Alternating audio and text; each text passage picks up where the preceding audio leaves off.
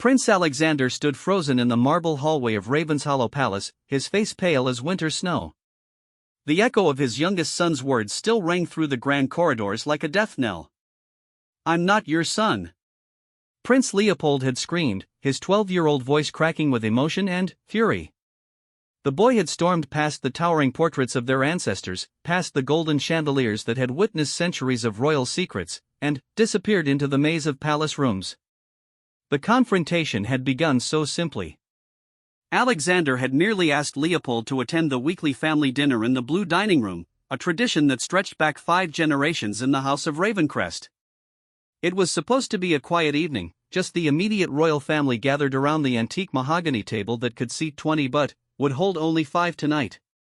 Queen Isabella had already taken her place, her emerald tiara catching the candlelight as she waited patiently.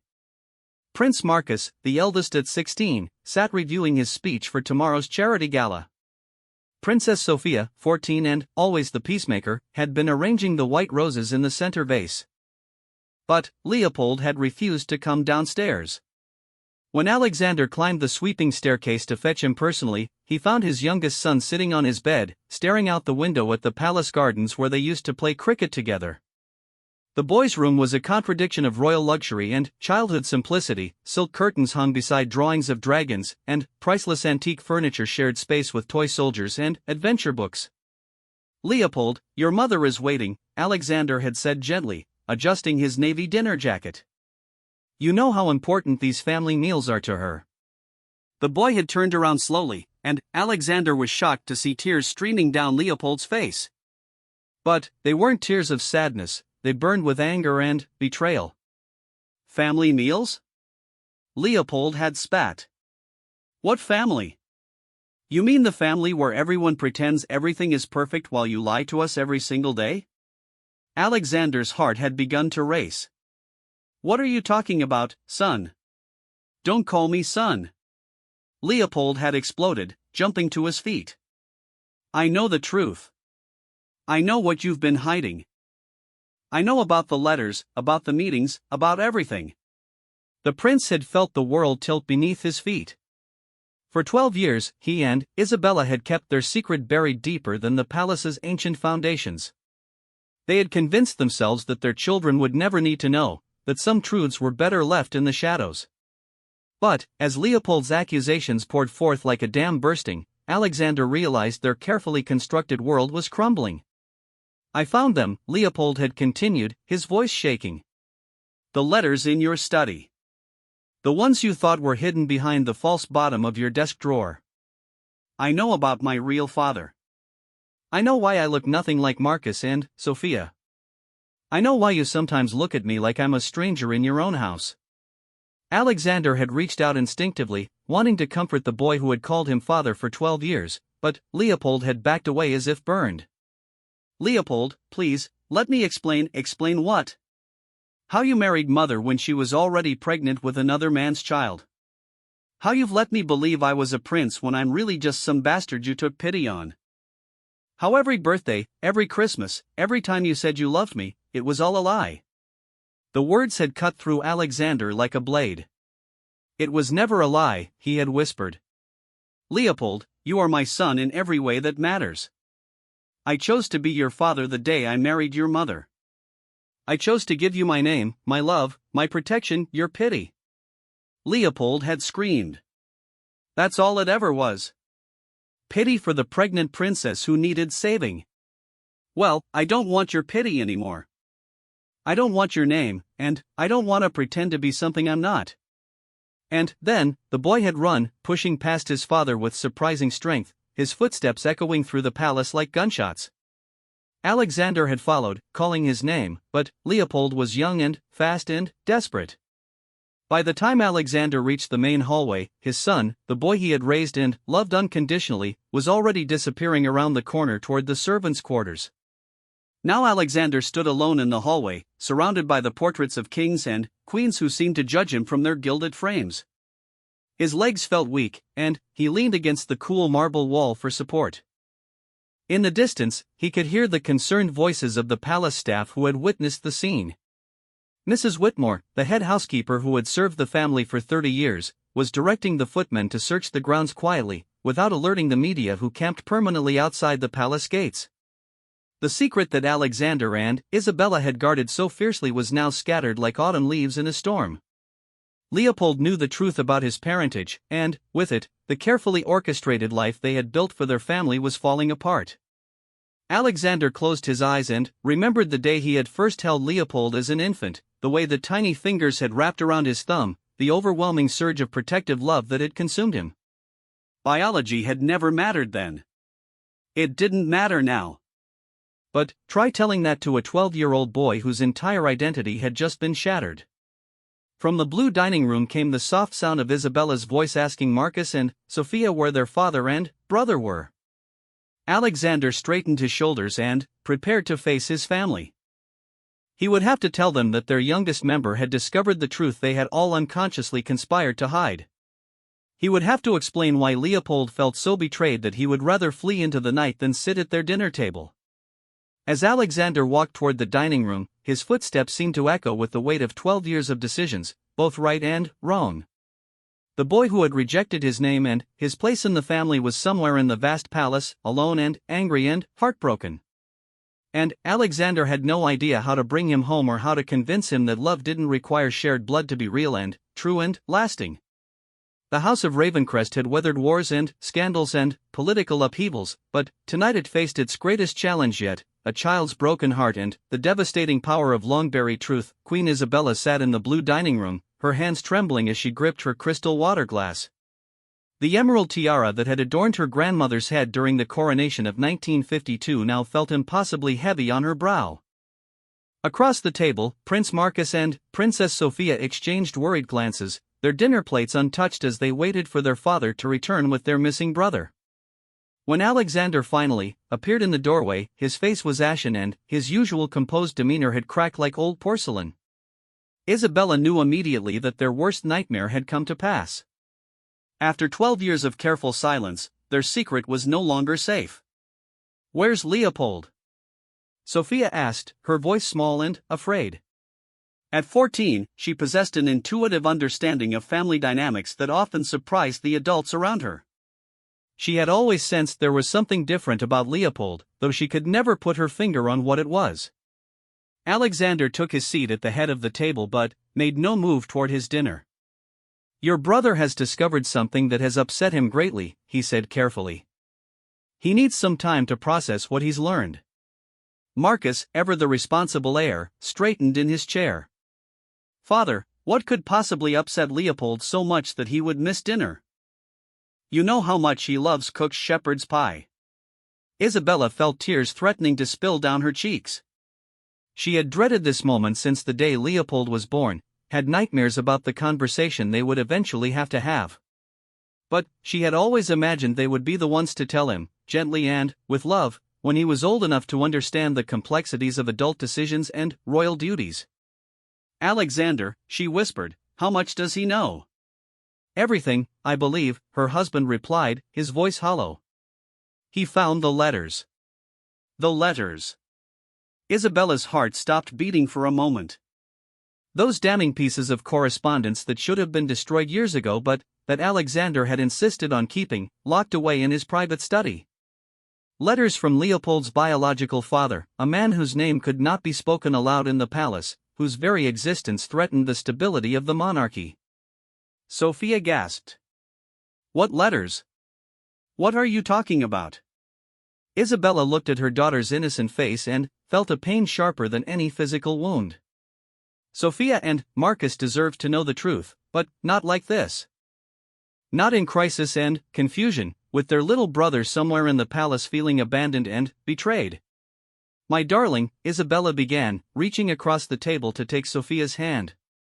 "Before your father and I married, I was involved with someone else. Someone I couldn't marry because of my royal obligations." Marcus frowned, his young mind working through the implications. "But, mother, you and father have been married for 17 years. Sophia and I were born after the marriage, but Leopold." His eyes widened as understanding dawned. "Leopold was born exactly 9 months after your wedding." Leopold is your brother in every way that matters, Alexander said firmly. I have been his father since before he drew his first breath. I was there when he was born. I taught him to walk, to ride horses, to read. I have loved him exactly as I love both of you. But Sophia was too smart to be satisfied with reassurances. Who is his real father? She asked quietly. Isabella closed her eyes.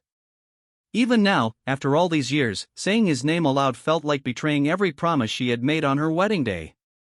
Count Sebastian Montclair. The name hung in the air like a curse. Marcus dropped his fork with a clatter that seemed to echo through the entire palace. Sebastian Montclair was not just any nobleman, he was the son of a political rival to the throne, a man whose family had contested the legitimacy of the House of Ravencrest for generations. If the world discovered that the Queen had carried his child, it would not just be a scandal. It would be a constitutional crisis. Does he know? Marcus asked, his voice barely above a whisper. Count Montclair, does he know Leopold is his son? Alexander and Isabella exchanged a look loaded with years of shared fear and secrets. He knows, Alexander confirmed. He has always known. The letters Leopold found were correspondence between us. Attempts to maintain some connection to the boy while respecting our agreement that Leopold would be raised as my son, with no public acknowledgement of his true parentage. Sophia began to cry silent tears that broke Isabella's heart. Poor Leopold, she whispered. He must feel so betrayed. He must think we've all been lying to him his whole life. We have been lying to him, Marcus said bluntly, his 16-year-old sense of justice cutting through the adult's careful rationalizations. Maybe for good reasons, but we have been lying. Isabella stood abruptly, her chair scraping against the marble floor. I need to find him, she said. I need to explain, my lady, came a voice from the doorway. Mrs. Whitmore, the head housekeeper, stood wringing her hands in obvious distress. Forgive the interruption, but we cannot locate Prince Leopold anywhere in the main palace. The staff has searched every room twice. Alexander rose as well, his mind racing through possibilities. The gardens? The stables? We've looked everywhere, Your Highness. But... Mrs. Whitmore hesitated, clearly uncomfortable with what she had to report. One of the kitchen maids mentioned seeing a young person matching the prince's description near the service entrance about an hour ago. The guards on duty assumed it was one of the staff children and didn't pay close attention. The blood drained from Isabella's face. The service entrance led to the village beyond the palace grounds, to a world where Leopold had never ventured alone. A world where a 12-year-old boy with royal features and expensive clothes would stand out like a beacon, attracting exactly the kind of attention the family had spent years trying to avoid.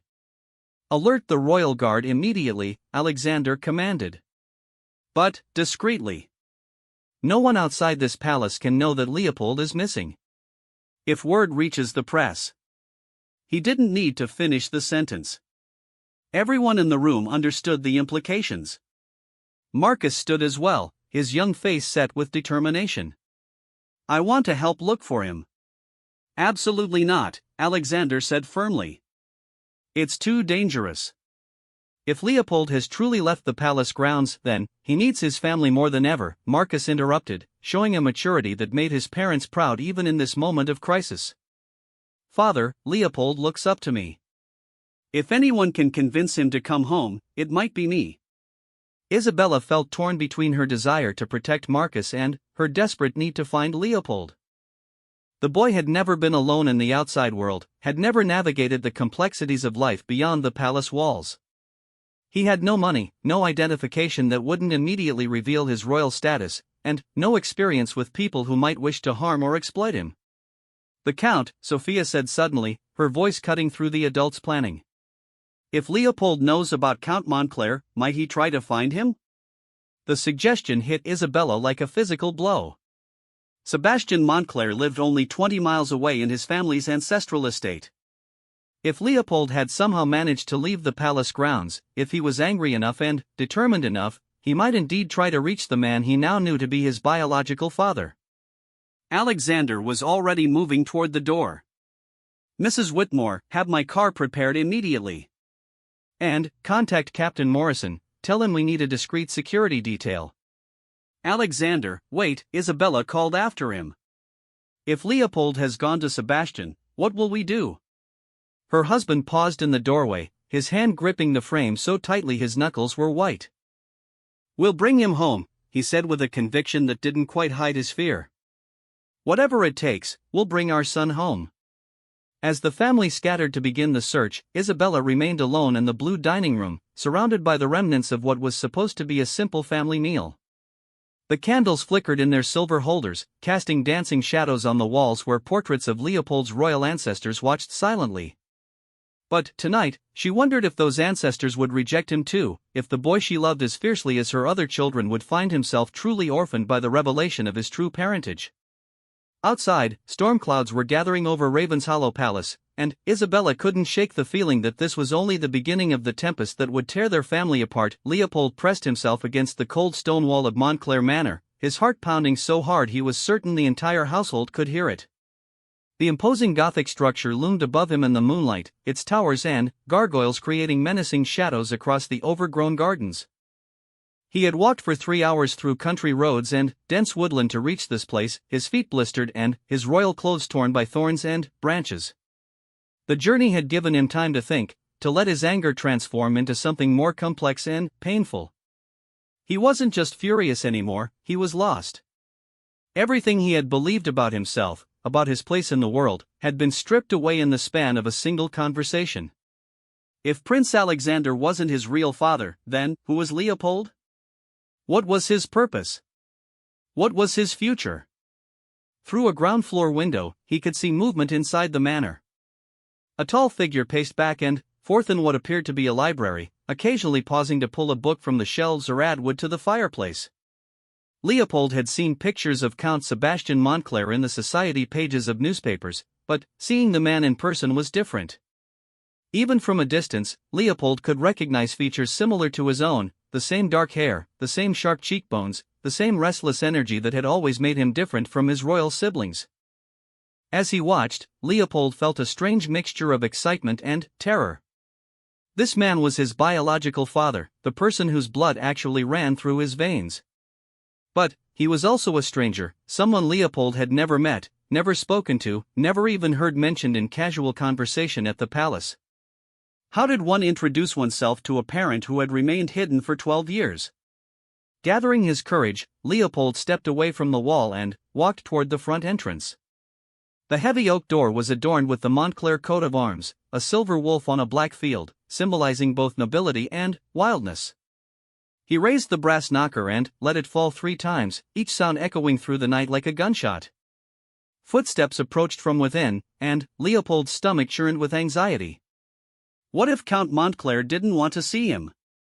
What if the man rejected him just as thoroughly as Leopold had rejected Prince Alexander? What if this desperate journey had been for nothing? The door opened to reveal a middle-aged butler in impeccable livery. "Good evening, young sir," the man said, his eyes taking in Leopold's disheveled appearance with concern. "Are you quite all right? You appear to be in some distress." I need to speak with Count Montclair," Leopold managed to say, his voice cracking with exhaustion and emotion. "Please, it's very important." The butler frowned, clearly uncertain about the propriety of admitting an unaccompanied child at such a late hour. "I'm afraid his lordship is not receiving visitors this evening. Perhaps if you return tomorrow with your parents." "My parents don't know I'm here," Leopold interrupted. "And they're not really my parents anyway. At least, one of them isn't. Please, I just need 5 minutes. Tell him it's about Prince Leopold." Something in the boy's desperate tone must have moved the butler, because he stepped aside to allow Leopold entry. "Wait here in the entrance hall," he instructed. "I'll inform his lordship of your presence." Leopold found himself alone in a grand foyer that rivaled anything at Ravenshollow Palace. Portraits of Montclair ancestors lined the walls, and he studied each face carefully, looking for features that might mirror his own. In one painting, he found a young man who could have been his twin, the same eyes, the same stubborn set to the jaw, even the same unruly cowlick that Leopold's royal tutors had never been able to tame. "My God," came a voice from the stairway above. Leopold turned to see Count Sebastian Montclair descending the marble steps, his face pale with shock. The man was exactly as Leopold had imagined, tall and lean with an aristocratic bearing, but there was something warmer in his eyes than Leopold had expected. Something that looked almost like recognition, as if he had been waiting for this moment for years. "You're him," Sebastian said, his voice barely above a whisper. "You're my son." The simple acknowledgement hit Leopold like a physical blow. After 12 years of being told he was a prince, of carrying the weight of royal expectations and protocols, this stranger had identified him immediately as something else entirely. Not Prince Leopold, but simply a son. "I found the letters," Leopold said, his voice stronger now that the initial confrontation was over. "I know about you and Queen Isabella. I know why I don't look like the others. I know why I've always felt different." Sebastian reached the bottom of the stairs and approached slowly, as if Leopold might flee at any sudden movement. "You shouldn't be here," he said, but there was no anger in his voice. "If anyone discovers that you've come to me, it could destroy your mother's reputation, your family's standing. They're not my family." Leopold exploded, all his pent-up anger and confusion pouring out at once. "Prince Alexander isn't my father. Marcus and Sophia aren't really my brother and sister. I'd been living a lie my entire life." Sebastian's expression grew pained. "That's not true, Leopold. Alexander has been more of a father to you than I ever could have been. He chose to love you, to raise you, to give you his name and his protection. That makes him your father in every way that matters." Leopold stared at the man in disbelief. "Then, why did you write to him? Why did you keep in contact if you didn't want to be my father?" Sebastian gestured toward the library where Leopold had seen him pacing earlier. "Come, sit down. This conversation is too important to have standing in a hallway." The library was warm and comfortable, filled with leather-bound books and comfortable chairs arranged around a crackling fireplace. Sebastian poured himself a brandy with shaking hands and offered Leopold a glass of water, which the boy accepted gratefully. "I wrote to Alexander," Sebastian began, "because I needed to know that you were well and happy. Because even though I agreed to step aside and let him raise you, I never stopped caring about your welfare. Your mother and we loved each other deeply, Leopold. But love isn't always enough to overcome duty and political necessity." Leopold sank into one of the leather chairs, suddenly feeling much younger than his 12 years. "Did you ever want me? Really want me?" Sebastian set down his brandy and knelt in front of Leopold's chair, bringing himself to the boy's eye level. "I wanted you more than I've ever wanted anything in my life. When Isabella told me she was carrying my child, I asked her to marry me immediately. I was prepared to face any scandal, any political consequences, just to be your father publicly and proudly." "Then, why didn't you?" Leopold demanded. "Why did you let her marry Prince Alexander instead?" The pain in Sebastian's eyes was almost unbearable to witness. "Because I loved you both too much to destroy your futures. Isabella was the heir to the throne. If she had married me, a political rival to her family, it would have torn the kingdom apart. There would have been civil unrest, possibly even war. And you, my precious boy, would have been caught in the middle of it all." Leopold felt tears streaming down his face. "So you just gave me away?" "I gave you the chance to be a prince," Sebastian corrected gently. "I gave you the chance to grow up in a stable home with parents who loved you unconditionally. Alexander may not be your biological father, but he has loved you as if you were his own flesh and blood. Can you honestly say he has ever treated you differently from Marcus and Sophia?" Leopold wanted to say yes, wanted to cling to his anger and sense of betrayal, but he couldn't. Alexander had always been patient with his questions, proud of his accomplishments, gentle with his fears. He had taught Leopold to ride horses and play chess, had attended every school play and sporting event, had been there for every nightmare and celebration. But it was all based on a lie, Leopold whispered. Sebastian reached out and gently touched the boy's face. "It was based on love, Leopold. Sometimes adults make difficult choices to protect the people they care about. Your mother chose to marry Alexander to protect you and the kingdom. Alexander chose to raise you as his own son because he loved your mother and he came to love you. I chose to step aside because I wanted you to have a better life than I could give you. Leopold looked into Sebastian's face and saw his own eyes reflected back at him.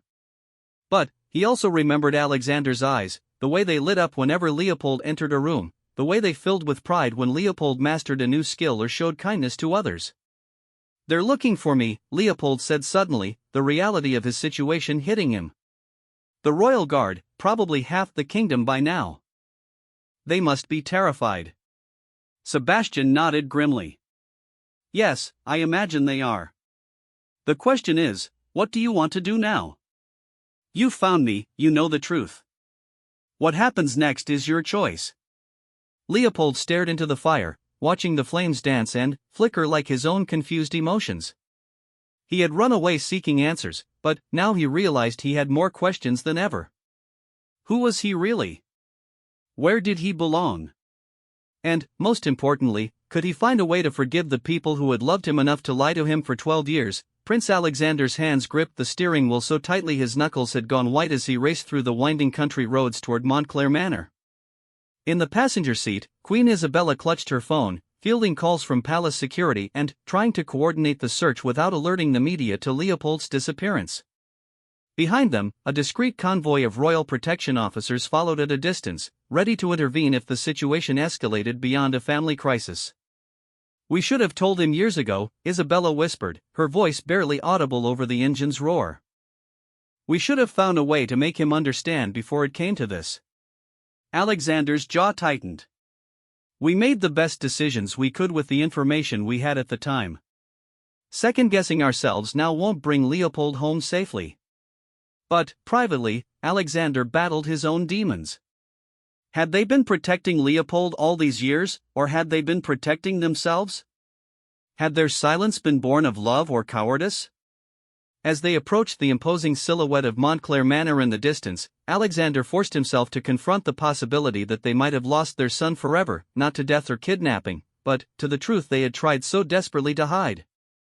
Meanwhile, back at Ravenshollow Palace, Prince Marcus paced his bedroom like a caged lion. His parents had forbidden him from joining the search, but sitting idle while his little brother was missing felt like a betrayal of everything Marcus believed about family loyalty.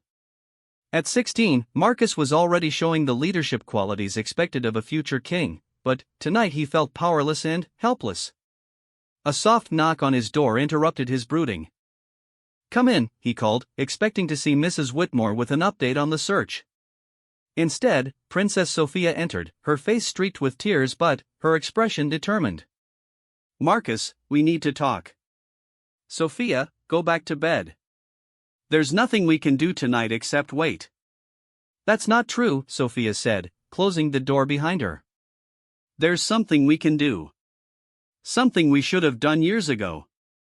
Marcus frowned. "What are you talking about?" Sophia moved to sit on the edge of his bed, her hands twisted in her lap. "I've always known Leopold was different," she said quietly. "Not just his looks, but the way Mother sometimes watched him when she thought no one was looking. Like she was afraid he might disappear. And, Father, he's always been more protective of Leopold than of us. I used to think it was because Leopold was the youngest, but now I understand." "Sophia, let me finish," she interrupted with surprising firmness. "When Leopold comes home, and he will come home, we need to make sure he knows that nothing has changed between us. He's still our brother. He's still family. The blood connection doesn't matter." Marcus sat down beside his sister, suddenly, feeling much older than his 16 years. "But what if he doesn't want to be our brother anymore? What if knowing the truth changes everything?" "Then, we'll have to prove to him that love is stronger than genetics," Sophia replied. "We'll have to show him that being a family isn't about sharing the same father, it's about choosing to stand by each other no matter what." At Montclair Manor, Leopold sat in Sebastian's library, staring at a leather-bound photo album the Count had quietly retrieved from his study.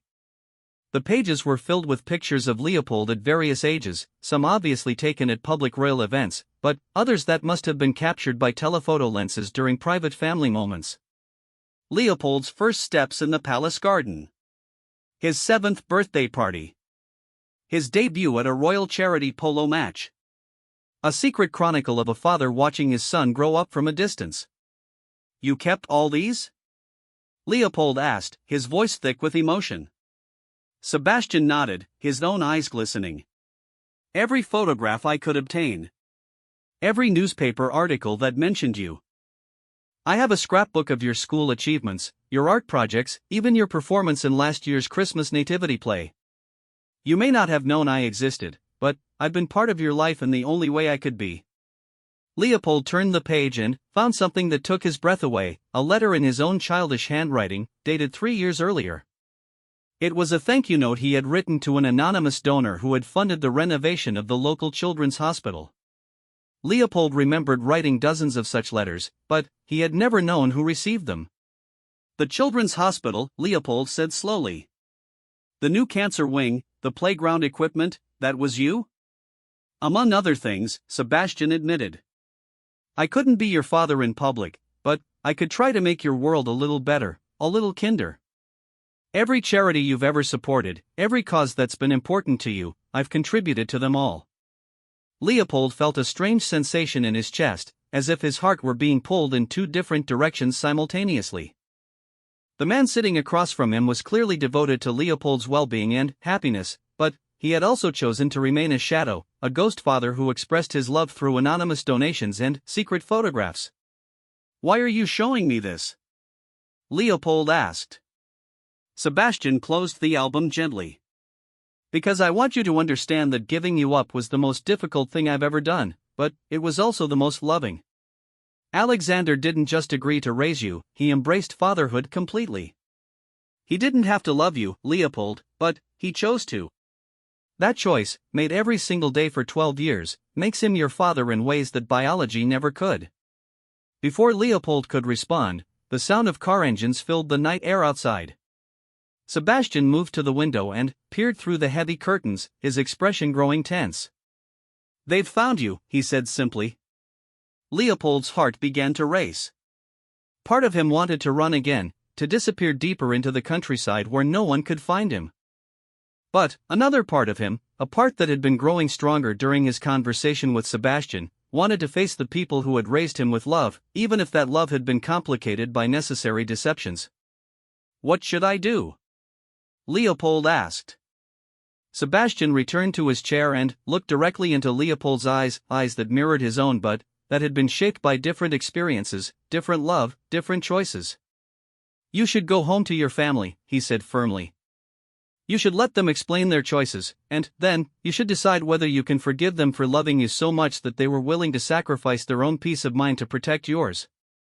The front door chimed, and Leopold could hear voices in the entrance hall, his mother's voice, tight with worry, and Alexander's deeper tones, carefully controlled but edged with desperation.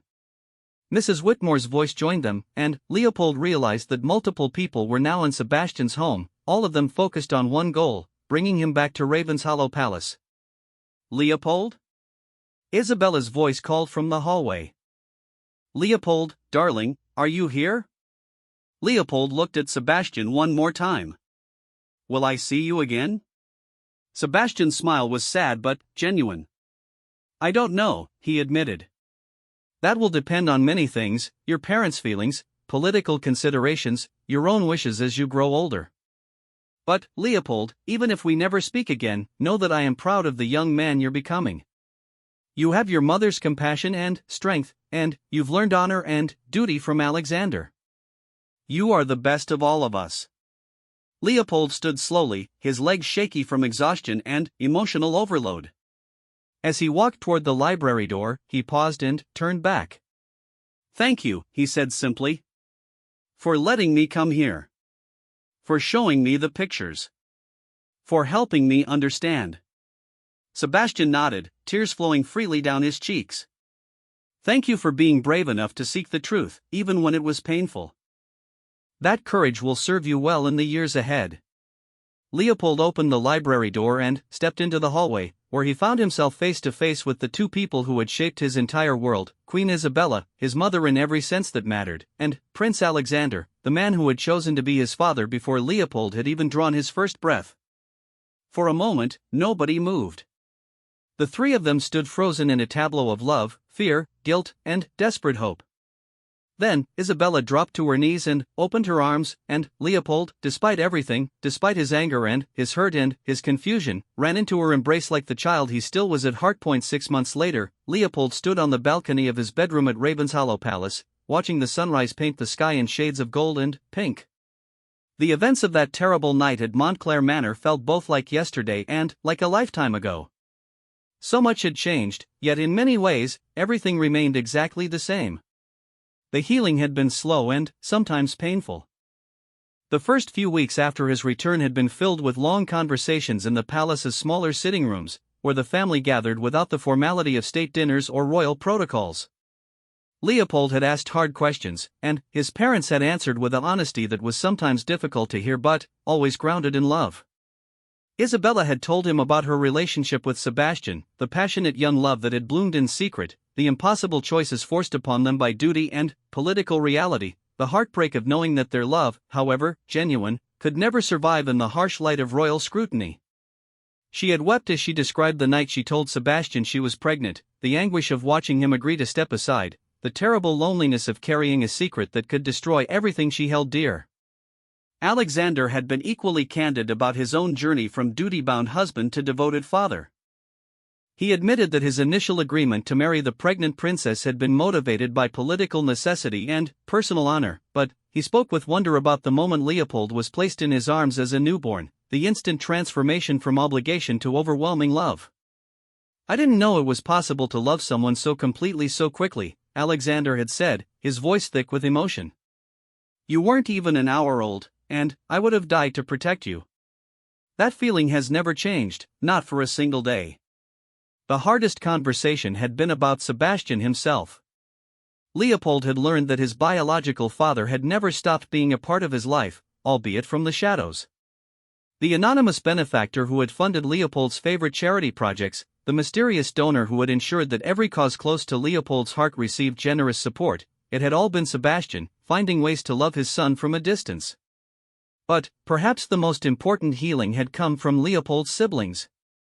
Marcus and Sophia had rallied around their brother with a fierce protectiveness that had surprised even them. When the first whispers of scandal began to circulate in certain social circles, rumors that never quite reached the newspapers but that buzzed through aristocratic drawing rooms like poisonous insects, it was Marcus who publicly and proudly defended Leopold's place in the family. "Leopold is my brother," Marcus had declared at a charity gala, his young voice carrying the authority of future kingship. "He is a prince of this realm and a beloved member of our family. Anyone who suggests otherwise is not welcome in our company." Sophia had been even more direct. When Lady Margaret Ashworth, a notorious gossip and social climber, had made a veiled comment about questionable bloodlines at a royal garden party, 14-year-old Sophia had responded with icy dignity, "How fascinating that you're so interested in bloodlines, Lady Margaret. I suppose that explains your own family's obsession with tracing their ancestry back to their, what was it? Ah yes, their sheep farming roots in Yorkshire." The exchange had become legendary in royal circles, and Lady Margaret had found herself conspicuously absent from subsequent social events. Now, as Leopold prepared for what would be one of the most important days of his young life, he reflected on how profoundly his understanding of family had evolved. Today was his 13th birthday, and, for the first time since learning the truth about his parentage, he would celebrate surrounded by everyone who loved him, including Sebastian Montclair. The decision to invite Sebastian had not been easy or unanimous. Alexander had initially resisted, worried about the political implications and the potential for media scrutiny. Isabella had been torn between her desire to heal old wounds and her fear of reopening them. But Leopold had been surprisingly mature in his reasoning. "He's my biological father," Leopold had said during one of their family discussions. "But you're my dad, Alexander. Those are two different things, and I can honor both relationships without betraying either one. Besides," he had added with a slight smile, "if we're going to be honest about our family, shouldn't we be completely honest?" The compromise they had reached was elegant in its simplicity. Sebastian would attend Leopold's birthday celebration as a family friend, someone who had supported the prince's charitable endeavors. The truth would remain private, known only to the immediate family and a few trusted palace staff. But Leopold would no longer have to pretend that Sebastian didn't exist, and Sebastian would no longer be completely shut out of his son's life. The birthday party itself was unlike any royal celebration in recent memory.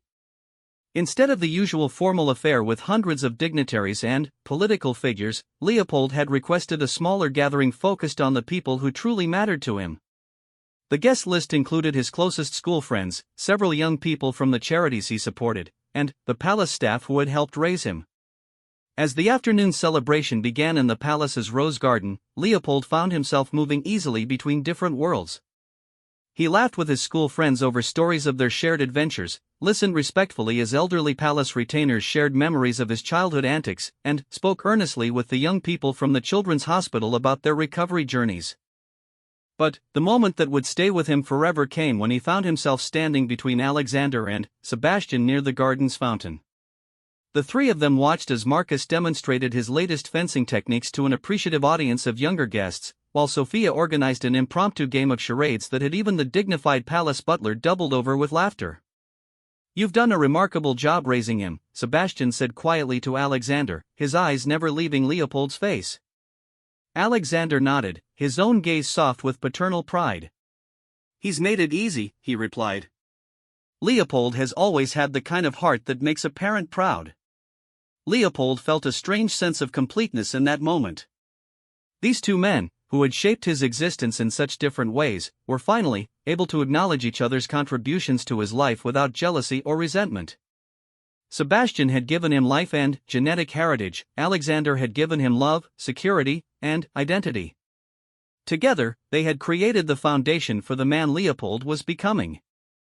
Later that evening, as the last guests departed and the family gathered for their traditional private birthday dinner, Leopold found himself looking around the table at the people who comprised his world.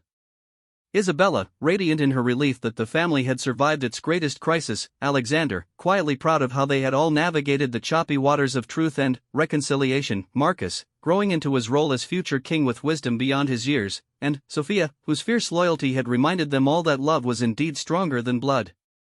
Sebastian was not at the dinner table, that would have been a step too far for public propriety, but Leopold knew he was nearby, probably in his own manner, looking at the new photograph Leopold had given him that afternoon. It was a picture of Leopold with his entire family at the previous Christmas, everyone laughing at something Marcus had said. On the back, Leopold had written simply, "Thank you for giving me to them, and thank you for never really leaving. Love, your son." As they raised their glasses in a toast to Leopold's 13th birthday, the young prince felt something he had never experienced before: complete authenticity. For the first time in his life, he didn't have to pretend to be someone he wasn't or hide parts of his truth from the people who loved him. He was simultaneously Prince Leopold of the House of Ravencrest, beloved son of Alexander and Isabella, and Leopold Montclair, biological child of Sebastian. He was a boy with two fathers who loved him in different ways, a mother who had sacrificed everything to give him the best life possible, and siblings who had chosen to stand by him when it would have been easier to let scandal tear them apart. The crown that would never rest on Leopold's head, that honor belonged to Marcus, felt lighter now that he understood his true place in the royal constellation. He was not the heir, but he was deeply loved. He was not the future king, but he was an essential part of the family that held the kingdom together. He was not perfect, but he was authentic, and that felt like the greatest gift of all. As the evening wound down and the family began to disperse to their respective rooms, Alexander caught Leopold's arm gently. "Thank you," Alexander said simply. "For what?" Leopold asked, genuinely puzzled. Alexander smiled, the expression transforming his usually serious face. "For coming home. For giving us all the chance to love you better. For showing us that truth doesn't have to destroy a family, it can make it stronger." Leopold hugged the man who had chosen to be his father, breathing in the familiar scent of his cologne and feeling the steady strength of his embrace. "Thank you for never giving up on me," Leopold whispered. "Even when I gave up on myself." As Leopold prepared for bed that night, he looked out his window toward the distant lights of Montclair Manor. Somewhere in that house, Sebastian was probably looking back toward the palace, and Leopold liked to imagine that they were both thinking the same thing, that love could indeed conquer all, but sometimes it conquered by letting go, and sometimes it conquered by holding on, and the wisdom was in knowing which was needed when. The house of Ravencrest had weathered its storm and emerged not broken, but beautifully, authentically whole. And Leopold, no longer the lost prince but instead a young man who finally knew exactly who he was and where he belonged, fell asleep to the sound of his family's laughter echoing through the palace halls.